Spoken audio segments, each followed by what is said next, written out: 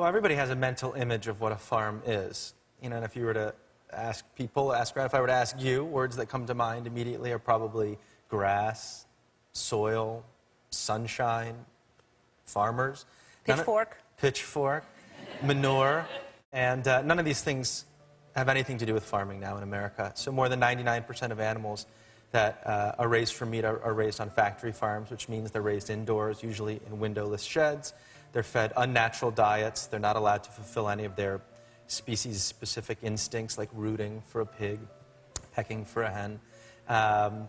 They are fed antibiotics, almost all of them, from birth until death, and they're not allowed to live out of their adolescence.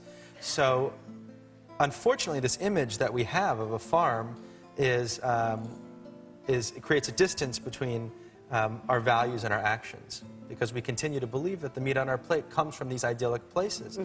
I wish that it did, but it doesn't. Those calves that are born on a large ranch, what a lot of them will do is they'll pull them from their mothers, they'll castrate them, they'll dehorn them, they'll give them shots, and they'll truck them to the next operation, all within a matter of a few days.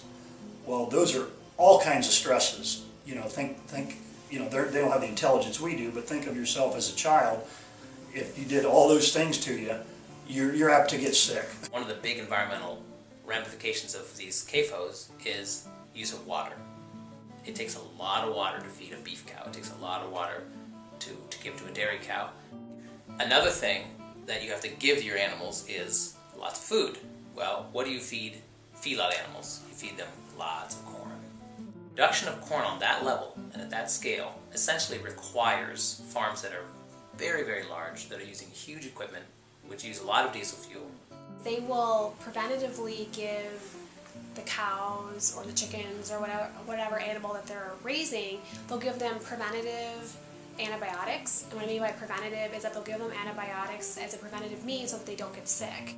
When you crowd that many very large, warm, heavy, breathing, eating, defecating animals into this one tight spot, you have perfect conditions for the spread of disease. So especially with antibiotics, so you can create superbugs.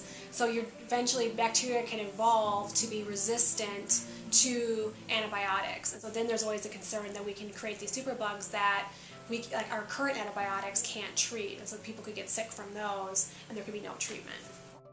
In addition, they also tend to give them growth hormones because they want them to grow larger, so that therefore there's more meat on their bones. And so how that can affect water quality is that if you take a drug, you eventually are going to excrete the drug. They excrete it in the pasture land, it rains, and then you get the runoff from that waste that goes into the creeks and the streams and other bodies of water.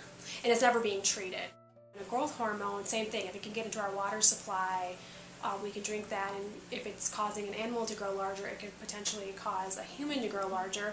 And also anything that we consider an endocrine disrupting chemical, that means it can target anything in our endocrine system, and so we can get our hormones out of balance. Why does America all of a sudden have such a problem with diabetes, heart disease, things like that? Well, there's a lot of things come into play, but eliminating chemicals has to help.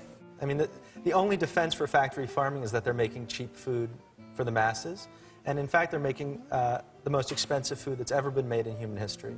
So you go to the cash register and you pay a certain price, but all the costs are externalized. So, factory farming is the #1 cause of global warming. It's at least 40% more destructive than all transportation combined. So we obsess about, do I buy a Hummer, do I buy a Prius? It doesn't matter. Relatively speaking, it doesn't matter as compared to what you eat. It's the #1 cause of air pollution. It's the #1 cause of water pollution. It's the #1 cause for loss of biodiversity. It's making all of our drugs less effective, antibiotics less effective. I was born into a farming family. And like I say, we moved here when I was 3, so this is the only home I know. We have not had to give a shot to an animal that's gotten sick for years. We are accountable ourselves. We breed the cows, we produce the calves, we raise them from start to finish on grass. They go through our exclusive processor, and I talk to the person that buys the animal. Traceability, transparency, whatever you want to call it, is extremely important to us and to our customers, and that's something that we have. And they'll come back after they bought ours and just say it's the best burger they've ever had. I mean, not one or two or three or four. I mean, it happens regularly. We know our animals, you know, as individuals. We can see more things going on with our animals because we're with them. You know, I'm with a group of, say, 40 at a time every day versus, you know, 140,000. I'm going to go string a new piece of polywire, as we call this, beyond that far one, and then we'll let them out of this, what we call paddock, into the next one. And you can, every day they get a new piece of grass, or twice a day, depending, you know, what, how often we move them. So that then the sun and the things can come back and it can regrow and re-sanitize this area.